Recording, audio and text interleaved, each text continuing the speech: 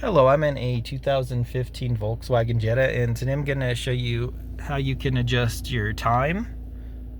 So you will obviously want the vehicle on, and then we're going to be using a button here as well as this button over here.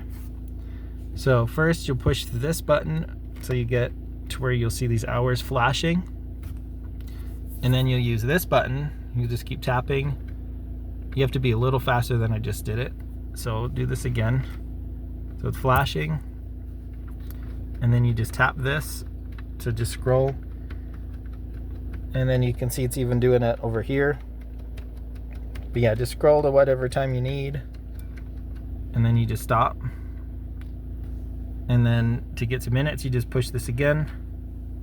And then same thing, you just push this.